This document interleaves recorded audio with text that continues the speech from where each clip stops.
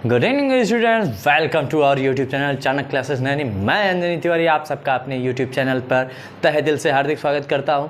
अभी तक हम लोगों ने कई टॉपिक्स के बारे में पढ़ा है और अभी फ़िलहाल कुछ दिनों से क्लास नहीं चल पा रही थी। उसका एक रीज़न था कि भाई कुछ समय से हमारे यहाँ टेक्निकल इश्यूज़ आ गए थे, तो उन टेक्निकल इश्यूज़ को देखते हुए थोड़ी सी क्लास को हमने सस्पेंशन कर दिया हुआ था। और साथ ही साथ अब आज से हम नए सेशन को स्टार्ट करेंगे, नए तरीके से स्टार्ट करेंगे। तो इसके लिए बस आप सबसे एक ही उम्मीद है कि आप सब हमारे YouTube चैनल को ज़्यादा से ज़्यादा लाइक करेंगे, सब्सक्राइब करेंगे और शेयर करेंगे। तो चलिए आज का सेशन स्टार्ट करने से पहले भारत माता की जय बोलते हुए चलते हैं, क्योंकि भाई अभी कल के दिन, परसों के दिन आपने क्या सेलिब्रेट किया? इंडिया का इंडिपेंडेंस डे। कौन सा नंबर था भाई? 77th, यानी 77वें स्वतंत्रता दिवस में आपने जिया। अब आप उस दौर से गुजरे हैं, आप उस दौर से निकले हैं कि जहाँ पे आपने अपने पीढ़ी दर पीढ़ियों को क्या देखा कि भाई पीढ़ी दर पीढ़ी गुलाम थे, तो उस गुलामी के जंजीर से निकले हैं। तो कम से कम अब आज से आप ये प्रण ले लीजिए कि अब आज से आपको अपने लिए, अपने पीढ़ी के लिए, अपने आने वाली पीढ़ी के लिए आपको अच्छा करना है, बेहतर करना है। तो बेहतर भविष्य के लिए आपको क्या करना होगा? बेहतर पढ़ाई करनी होगी। बेहतर पढ़ाई करने के लिए आप सबसे यही उम्मीद है कि आप सब हमारे साथ जुड़े रहेंगे। तो चलिए आज का सेशन स्टार्ट करते हैं। अभी तक हम लोगों ने बात किया हुआ है भाई, हम लोगों ने किसके बारे में बात किया हुआ है? मेटल एंड नॉन मेटल की कुछ सिमिलरिटी प्रॉपर्टीज, इन सब के बारे में। तो चलिए आज से हम लोग स्टार्ट करेंगे कंप्लीट जो हमारा प्रोसेस है, क्या है मेटल। अब याद रखना है पहले तो मेटल होते क्या हैं, मेटल हमारे नेचर में पाए कैसे जाते हैं और हमारे पीरियोडिक टेबल में क्या है, इन सब के बारे में समझने से पहले अब मेटल को हिंदी में, शुद्ध हिंदी में क्या कहते हैं? धातु कहा जाता है। धातु यानी ऐसे एलिमेंट, ऐसे कंपोनेंट जो क्या होते हैं कि जो सिमिलर टाइप के कंपोनेंट से बने होते हैं, उन्हीं को तो हम एलिमेंट कहते हैं, यानी सिमिलर टाइप के पार्टिकल से बने हो। अब उसमें भी जो हार्ड और रिजिड हो, यानी बहुत ही मजबूत हो, उन्हें हमने किस में रख दिया? मेटल में। यानी अगर जो सॉफ्ट हैं, जिनके बारे में हम थोड़ी सी कम कंडीशंस के बारे में समझते हैं, तो वो किस में रख दिया गया? नॉन मेटल में। तो मेटल एंड नॉन मेटल की ये कुछ प्रॉपर्टीज होती है। दूसरी चीज, अगर हम इनके स्ट्रेंथ की अकॉर्डिंग बात करें तो ये क्या होंगे? अगर स्ट्रेंथ की बात कर रहे हैं भाई, तो ये क्या होंगे? स्ट्रेंथ में हाई स्ट्रेंथ, यानी इनका जो स्ट्रेंथ होगा वो बहुत ही ज्यादा होगा, यानी इन्हें आसानी से आप ब्रेक नहीं कर सकते। अगर आप जिन्हें आसानी से ब्रेक नहीं कर पा रहे हो ना, तो उन्हें आप किस में रख दोगे? मेटल में। लेकिन अब अगर ऐसे ही पूछा जाए, एक अर्थ पे एक सब्सटेंस है जिसे आप डायमंड बोलते हो, हीरा, ये भी तो बहुत ज़्यादा स्ट्रांग होता है, इसे तो हम लोग किसी से आसानी से काट भी नहीं सकते। तो अगर इसे आसानी से नहीं काट पा रहे, इसे मेटल बोलोगे या नॉन मेटल? तो याद रखना है भाई, जो डायमंड है वो क्या है? Non metal. क्यों है? क्योंकि डायमंड जो है ना, वो कार्बन का एलोट्रॉप है, यानी कार्बन से बना है। बस उसके नेचर में क्या हुआ कि उसका जो कोवलेंट बॉन्ड है ना, वो बहुत ही ज्यादा स्ट्रांग है। उनके बीच में जो एंगल है ना, वो मिनिमम एंगल है 24 डिग्री का। ये जो एंगल, स्ट्रेंथ, ये बॉन्डिंग, ये सारी चीजें किस पे डिपेंडेंसी शो करने लगते हैं? स्ट्रेंथ पर। तो मेटल क्या है? हाई स्ट्रेंथ है। डायमंड मेटल नहीं है। दूसरी चीज, इनका जो इंटरमॉलिक्यूलर स्पेस होगा, अगर हम इंटरमॉलिक्यूलर स्पेस की बात कर रहे हैं ना, तो इंटरमॉलिक्यूलर में दो चीजें आप यहां से डायरेक्ट समझ सकते हो। एक क्या होगा बेटा? स्पेस। दूसरा क्या होगा? फोर्स। अब स्पेस और फोर्स आप किसे कहोगे? अब दो मॉलिक्यूल है, एक मॉलिक्यूल ये है, दूसरा मॉलिक्यूल ये है। अब इनके बीच जो ये गैप है ना, इस गैप को हम क्या कहते हैं? Intermolecular space. और इन मॉलिक्यूल के बीच में जो अट्रैक्शन फोर्स, यानी एक मॉलिक्यूल दूसरे को, दूसरा मॉलिक्यूल पहले को क्या करेगा? अट्रैक्ट करेगा। या एक कंडीशन ये है, या दूसरा कंडीशन क्या है? रिपल्सन, यानी एक मॉलिक्यूल दूसरे को, दूसरा मॉलिक्यूल पहले को क्या कर दे? दूर भगाए। यानी अट्रैक्शन करे तो भी, रिपल्सन करे तो भी, जो ये फोर्स अप्लाइड होता है ना, इसी को हम लोग क्या कहते हैं? Intermolecular force. तो ध्यान देना है कि जो सॉल्ट मेटल हैं, जनरली इनके इंटरमॉलिक्यूलर स्पेस क्या होते हैं? लो होते हैं, यानी बहुत ही कम होते हैं। और जो इंटरमॉलिक्यूलर फोर्स होता है, ये क्या होता है? बहुत ही हाई होता है। ये बात क्लियर हो गई। अब जब आप पीरियोडिक टेबल पढ़ते हो, आप नेचर की बात करते हो, तो नेचर में नियर अबाउट 70 to 75% जो एलिमेंट हैं वो क्या होते हैं, मेटल होते हैं। अब कहीं कहीं आपको बुक में 80% भी लिखा मिल सकता है, तो आप यहां पे टेंशन नहीं लीजिए, बस आपको बस यहां पे ये ध्यान देना है कि हमारे अर्थ पे मोस्ट ऑफ द एलिमेंट्स क्या हैं, मेटल हैं। तो अब इनमें आपको क्या ध्यान देना है कि भाई ये इस कंडीशन को शो कर रहे हैं। अब मेटल के लिए कुछ स्पेसिफिक प्रॉपर्टीज भी होती हैं। अब इन प्रॉपर्टीज को आपको क्या करना है, समझते हुए चलना है। अब जैसे पहली प्रॉपर्टीज की हम बात करें यहां पर, तो हमारे लिए सबसे पहली प्रॉपर्टीज क्या आती है, हमारे लिए सबसे पहली प्रॉपर्टीज आती है मैलिएबिलिटी। अब नाम से कुछ अलग कंडीशन है लेकिन वर्क कुछ और है। अब भाई मैलिएबिलिटी का मतलब होता है फैलाना। तो फैलाने के लिए आप क्या करेंगे, तो यहां पे फैलाने के लिए आप क्या करेंगे, इसको याद रखना है कि when on striking off metal conversion into thin sheet,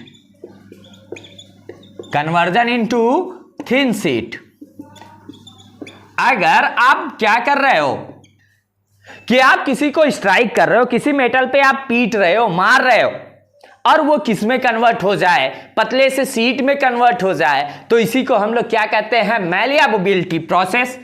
अब जैसे मान लेते हैं ये हमारा मेटल है, कोई मेटल का गोला है। अब इस पे मैंने क्या किया, हथौड़ा चलाना स्टार्ट किया, हैमर। अब मैं यहां पे हैमर यूज कर रहा हूं, अप्लाई कर रहा हूं। हैमर अप्लाई करने के बाद ये क्या किया, ये थिन शीट में कन्वर्ट हो गया ऐसे। तो भाई ये हमारा क्या था, मेटल ही है, और ये भी हमारा क्या है, मेटल। लेकिन ये क्या था, मेटल बॉल था, यानी मेटल का बॉल था जिसपे हमने क्या अप्लाई कर दिया, हैमर अप्लाई किया, हथौड़ा अप्लाई किया। ये किस में बदल गया, मेटल शीट में। तो यहां से यहां तक का जो ये प्रोसेस है ना, इसी प्रोसेस को क्या कहा जाता है, मैलिएबिलिटी। ये बात समझ में आ गई। तो अब अगर आपसे पूछा जाए मैलिएबिलिटी, तो मैलिएबिलिटी ये प्रॉपर्टीज किसके हैं, मेटल के। नॉन मेटल के ये प्रॉपर्टीज नहीं होते। यानी अगर आप किसी भी मेटल को पीटते हो, ये क्या करता है, पतले से शीट में कन्वर्ट हो जाता है। अब आपने देखा होगा कि आयरन की शीट आती है, जो लोग अल्स्टम की शीट आती है, लोग घरों पे छत बनाने के लिए यूज करते हैं। अब अगर आप उस मेटल को देखिए, आप उस मेटल का वेट कीजिए, तो वो maximum 40 kg, 50 kg, minimum 5 kg, 3 kg इस वेट में आता है। अब बेटा ये जो वेट है, अब लंबाई तो उतनी ही है, वो तो नहीं बदल रही है, लंबाई उतनी है, लेकिन क्या हो रहा है कि एक मटेरियल का वेट ज्यादा है, एक का कम है। तो क्यों हो रहा है, क्योंकि बेटा जैसे उसको कन्वर्ट किया गया थिन शीट में, तो क्या है कि भाई अलग अलग मटेरियल अगर है तो अलग अलग वेट होगा। तो कहने का मतलब है कि ये जो कन्वर्जन हो रहा है ना, वो कौन सा कन्वर्जन प्रोसेस है, मैलिएबिलिटी। ये बात क्लियर हो गई। अब बेटा जैसे ही आप मैलिएबिलिटी की प्रोसेस से निकलते हो, तो मैलिएबिलिटी के बाद आपके पास जो सेकेंड वन प्रोसेस होता है वो क्या होता है, डक्टिलिटी। अब बेटा किसी किसी बुक में आप इसी को, डक्टिलिटी को आप टेंसाइल नेचर भी समझ सकते हो। तो अब यहां पे आपको समझना है टेंसाइल नेचर क्या है और डक्टिलिटी क्या है। अब टेंसाइल नेचर कहा जाता है बेटा कि अगर हम किसी भी ऐसे ऑब्जेक्ट को, ऐसे मटेरियल को स्ट्रेच करें और वो पतला हो जाए, लेकिन बाद में छोड़ने पे वो क्या कर जाए, अपने शेप को गेन करना चाहे, तो ये नेचर क्या है, टेंसाइल नेचर। जैसे आपने देखा होगा stretchable shirt, stretchable pant, rubber band, ये सब क्या होते हैं कि इन्हें एक बार खींचो तो लंबे होते हैं, फिर छोड़ दो तो वो अपने शेप को गेन करना चाहते हैं, लेकिन पूरी तरीके से शेप को गेन नहीं कर पाते। तो लेकिन ये स्ट्रेच तो हो रहा है ना, तो ये जो स्ट्रेचिंग नेचर है, इस नेचर को क्या कहते हैं, टेंसाइल नेचर। लेकिन जब आप डक्टिलिटी की बात करते हो, तो डक्टिलिटी में आपको बस याद रखना है कि अगर मेटल के बॉल को आप स्ट्रेच कर रहे हो या मेटल को स्ट्रेच कर रहे हो, तो ये मेटल किस में कन्वर्ट हो जाएगा, थिन वायर में, यानी पतले वायर में। तो यहां पे बस क्या है आपको याद रखना है, after stretching conversion of metal into thin wire. यानी कि अगर आप किसी भी मेटल को स्ट्रेच करते हो, खींचते हो, तानते हो, तो वो किस में कन्वर्ट हो जाए, थिन वायर में कन्वर्ट हो जाए। तो यही नेचर क्या होता है, डक्टिलिटी या टेंसाइल नेचर। लेकिन अब यहां पे बेटा बहुत ज्यादा हम टेंसाइल नेचर की बात ना करके हम किसकी बात करेंगे, डक्टिलिटी की बात करेंगे। अब हमारे पास मान लो ये मेटल की बॉल है, ठीक है। अब हमने इसे क्या किया, स्ट्रेच किया और ये ऐसे वायर में कन्वर्ट हो गया। अब ये क्या था, मेटल बॉल, और ये क्या हो गया, मेटल वायर। अब आप खुद ही बताओ, मेटल बॉल और मेटल वायर ये दोनों का कन्वर्जन हुआ है ना।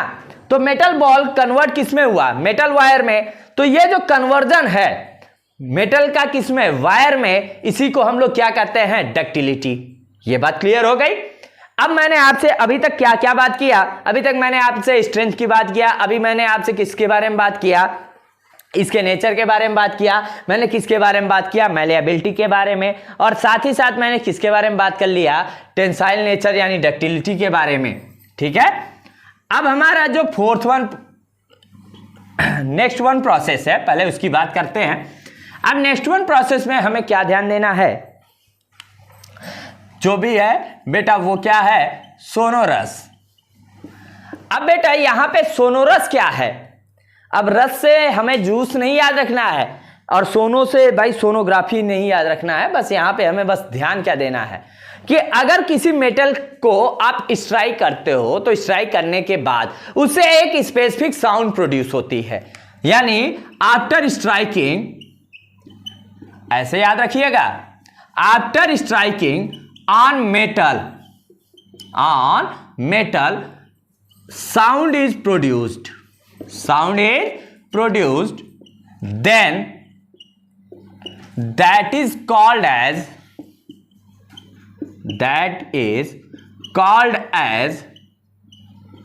sonorous।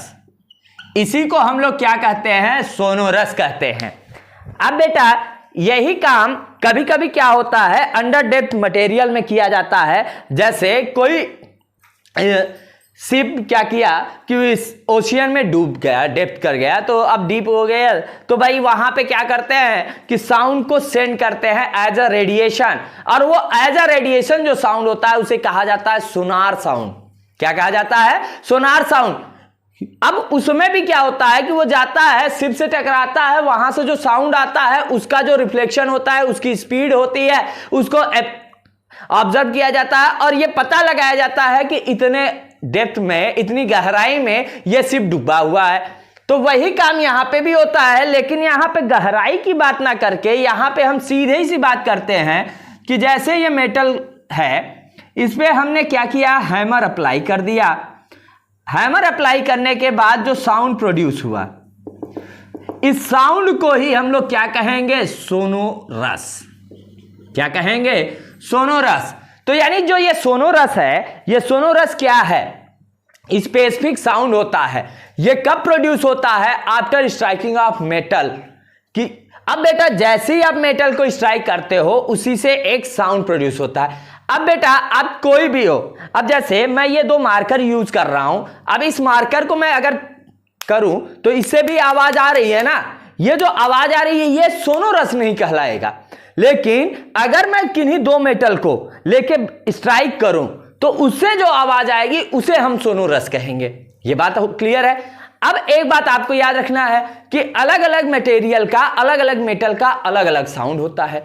यानी अलग अलग मेटल के जो साउंड होते हैं ना वो अलग अलग होते हैं। आप आयरन को पीटो तो उसका साउंड कुछ और आएगा, आप गोल्ड को पीटो कुछ साउंड और आएगा, आप सिल्वर को पीटते हो कुछ और। यानी अलग अलग मेटल के लिए अलग अलग साउंड होता है।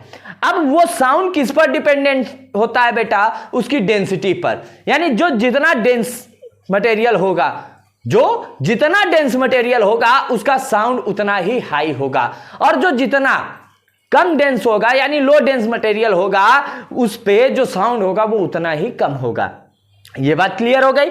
अब बेटा आप जानते होंगे, आपने सुना होगा बेल मेटल। बेल मेटल यानी जो घंटी बनती है, आपने देखा होगा बड़े बड़े मंदिरों में घंटी लगाई जाती है जिसे लोग बजाते हैं। वो घंटी जो बनती है बेटा, उसका जो साउंड होता है ना, वो ज्यादा डिस्टेंस कवर करता है क्योंकि उसकी डेंसिटी क्या हो जाती है, ज्यादा हो जाती है। ये बात क्लियर हो गई। तो अब बेटा यहां पे एक चीज और आपको याद रखना है, जैसे डक्टिलिटी में मैंने एक बात बताई कि अगर आप उसे खींचते हो, स्ट्रेच करते हो तो थिन वायर में कन्वर्ट होता है। तो कभी कभी पूछ लेता है, और यह चीज पूछा हुआ है बेटा आपके सारे एग्जाम्स में। इवन कोई भी एग्जाम हो, कॉम्पिटिटिव में आप आईएएस पीसीएस से लेके आप कोई भी एग्जाम में जाते हो तो वहां पे ये पूछ लेता है कि जो सबसे हाई टेंसाइल मेटल है वो कौन सा है। तो याद रखना बेटा वो कौन सा होता है, गोल्ड। गोल्ड क्या होता है कि 1 ग्राम गोल्ड को अगर हम लोग स्ट्रेच करें, 1 ग्राम गोल्ड को हम लोग खींचे, थिन वायर में कन्वर्ट करें, तो 1 ग्राम गोल्ड कितने किलोमीटर में कन्वर्ट हो जाता है, 2.5 to 3 किलोमीटर। कभी कभी बेटा ये 2 to 5 किलोमीटर भी मेंशन होता है। लेकिन अब ऐसे तो आपको याद रहेगा ना कि अगर आप 1 ग्राम गोल्ड को पतले वायर में कन्वर्ट करते हो तो वो पतला वायर कितने किलोमीटर की रेंज बना सकता है, अप टू 5 किलोमीटर। ये बात क्लियर है। तो अब जैसे ही आप ये कॉन्सेप्ट क्लियर कर लेते हो, आपको सोनोरस की भी बात क्लियर हो जाती है। नेक्स्ट आपको यहां पे क्या समझना होता है, कंडक्टेंस। अब कंडक्टेंस क्या होता है बेटा, ये दिमाग में आपको बैठा लेना है। कंडक्टेंस का मतलब क्या होता है कि किसी भी मटेरियल का, किसी भी एनर्जी के फॉर्म का ट्रांसफर, यानी अगर हम सिंपल फॉर्म में कहें कंडक्टेंस को तो क्या याद रखना है, एनर्जी फॉर्म ट्रांसफर, यानी एनर्जी के फॉर्म का ट्रांसफर। अब ये एनर्जी किस फॉर्म में होगी ये आपको समझना है। तो याद रखना, एनर्जी के फॉर्म की हम बात करते हैं तो 2 ही फॉर्म की बात करते हैं, एक हीट एनर्जी, दूसरा इलेक्ट्रिसिटी। दूसरा हम यहां पे किसकी बात करेंगे, इलेक्ट्रिसिटी। अब आपको ध्यान देना है कि जो मेटल होते हैं, क्या होते हैं, मेटल, तो क्या होंगे, metals are good conductor of heat and electricity. यानी जो मेटल है ना बेटा, ये क्या होते हैं, हीट और इलेक्ट्रिसिटी के गुड कंडक्टर होते हैं। गुड कंडक्टर किसे कहते हो, यानी अगर आप इस चीज को समझना है तो आप इसे ऐसे समझ सकते हो, गुड कंडक्टर का मतलब है कि जिससे आसानी से क्या हो जाए, ट्रांसफर हो जाए। जैसे आप अपने गेट को देख सकते हो, गेट अगर आपका गेट है, ओपन है, तो कोई भी अंदर बाहर आ जा सकता है। लेकिन आपने स्क्रीन लगा दिया, पर्दा लगा दिया, तो क्या होगा कि कोई आएगा तो एक बार रुकेगा, पहले रुकेगा फिर देखेगा तब अंदर आएगा। अगर आपने क्या किया, जो डोर है इसको लॉक कर दिया, तो लॉक करने के बाद जब आपने लॉक कर दिया तो कोई अंदर नहीं आएगा। तो अगर बेटा ओपन है तो कोई भी आ जा सकता है, तो वो कंडीशन क्या होगा, कंडक्टर होगा। अगर पार्शियल मूवमेंट है, यानी आया रुका फिर अंदर आया, थोड़ा सा रुक के आ रहा है, तो वो क्या है, सेमी कंडक्टर। और बिल्कुल ही अंदर नहीं आ पा रहा है तो वो क्या है, इंसुलेटर। तो यही कॉन्सेप्ट यहां पे आपको याद रखना है कि जो मेटल होते हैं ये गुड कंडक्टर होते हैं। किसके होते हैं, हीट के और इलेक्ट्रिसिटी के। यानी मेटल में से हीट और इलेक्ट्रिसिटी आसानी से पास हो जाती है। ये बात क्लियर हो गई। अब आप इसके लिए क्या समझ सकते हो, आपने देखा होगा वायर्स, घरों में वायर होती है, इलेक्ट्रिसिटी ट्रांसफर होती है, लाइट जलता है, फैन चलते हैं, ये सारे किस पे हैं, वायर से चलते हैं। और वायर में क्या होता है बेटा, मेटल होते हैं। अब ये मेटल किसके होते हैं, कॉपर होता है, एल्युमिनियम होता है। अब इन सब में जो कंडीशन है ये क्या करता है कि भाई ये किसको ट्रांसफर कर रहे हैं, इलेक्ट्रिसिटी को। अब ऐसे ही हीट ट्रांसफर की बात करें तो अगर आप देखो, आप मेटल, एक आयरन रॉड ले लो और आग लगाए हो, उस आग में आप मेटल के रॉड को रख दो, तो देखोगे आप आग वाले पोर्शन में तो वो जलेगा ही जलेगा, जहां आप पकड़ते हो उधर भी जलने लगता है। तो इसका मतलब क्या है कि वहां से भी क्या हो रहा है, हीट ट्रांसफर हो रहा है। तो मेटल में क्या होता है, हीट और इलेक्ट्रिसिटी दोनों का ट्रांसफर होता है, इसीलिए इसे क्या कहा गया, conductor of heat and electricity. अब आपसे कभी कभी पूछ लेता है या सिंपल फॉर्म में मैं सीधे सीधे बात करता हूं, अगर कोई कभी पूछ ले कि good conductor of electricity is, यानी सबसे अच्छा इलेक्ट्रिसिटी का कंडक्टर कौन है? तो बेटा आपको याद रख लेना है सिल्वर, चांदी। चांदी यानी सिल्वर जो है बेटा, ये इलेक्ट्रिसिटी का बहुत ही अच्छा कंडक्टर होता है। अब आज से लगभग बेटा 30-40 साल पहले जो वायर होते थे ना, जो 11,000 या 33,000 का जो ये इलेक्ट्रिसिटी ट्रांसफर होता है, ये पहले किससे कराया जाता था? सिल्वर से। लेकिन क्या हुआ बेटा, पहले तो इतनी इलेक्ट्रिसिटी नहीं हो पाती थी, तो लोग क्या करते थे, वायर को ही कट करके लेके चले जाते थे और बेच के मालामाल होते थे। तो धीरे धीरे गवर्नमेंट ने किया कि भाई ऐसे नहीं हो पाएगा भाई, जब सारी चांदी ये काट के लेके चले ही जाएंगे चोर लोग, तो इलेक्ट्रिसिटी तो जाएगी नहीं। तब धीरे धीरे कन्वर्ट किया, एल्युमिनियम की तरफ बढ़े। अब आज जो हम लोग वायर यूज करते हैं मोस्टली वो किसके होते हैं? एल्युमिनियम के। ये बात क्लियर हो गई? तो अभी तक मैंने आपसे क्या बात कर लिया? कंडक्टेंस। ये बात क्लियर हो गई? तो ये कुछ बेटा क्या होते हैं, इसके फिजिकल कंडीशन होते हैं, फिजिकल प्रॉपर्टीज होते हैं। अब इनमें एक चीज आपको और क्या समझना है, अब ये समझ लीजिए, तब हम इसके बाद हम इसके केमिकल रिएक्शन के बारे में बात करेंगे और इसके केमिकल रिएक्शन को समझेंगे। इनमें नेक्स्ट जो प्रॉपर्टीज होती है बेटा, वो क्या होती है? इलेक्ट्रोपॉजिटिविटी। क्या होती है? इलेक्ट्रोपॉजिटिविटी। यानी ये क्या होते हैं? इलेक्ट्रोपॉजिटिव। तो सिंपल से फॉर्म में हम इसे कह सकते हैं, metals are electropositive. Metals are electropositive. अब मेटल्स क्या होते हैं? इलेक्ट्रोपॉजिटिव होते हैं। तो इलेक्ट्रोपॉजिटिव आप कैसे कह सकते हो?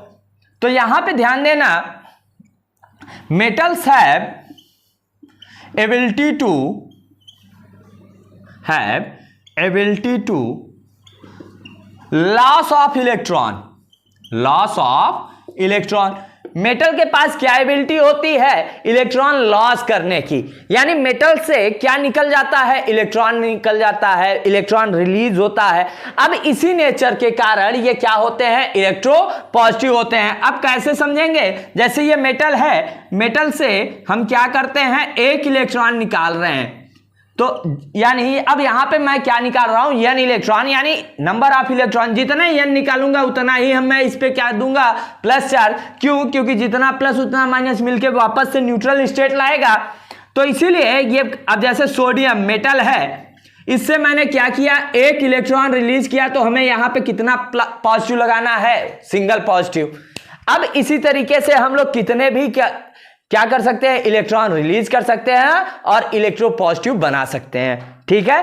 तो अब आज हम लोगों ने क्या बात किया कि जो मेटल के प्रॉपर्टीज हैं इनके बारे में अच्छे से बात कर लिया। अब इनके केमिकल प्रॉपर्टीज के बारे में हम बात करेंगे नेक्स्ट वीडियो में। तब तक के लिए लेकिन आप सबसे यही उम्मीद होगी कि आप सब हमारे यूट्यूब चैनल को ज्यादा से ज्यादा लाइक कीजिए, सब्सक्राइब कीजिए और शेयर कीजिए। मिलते हैं नेक्स्ट वीडियो में, तब तक के लिए धन्यवाद। जय हिंद, जय भारत।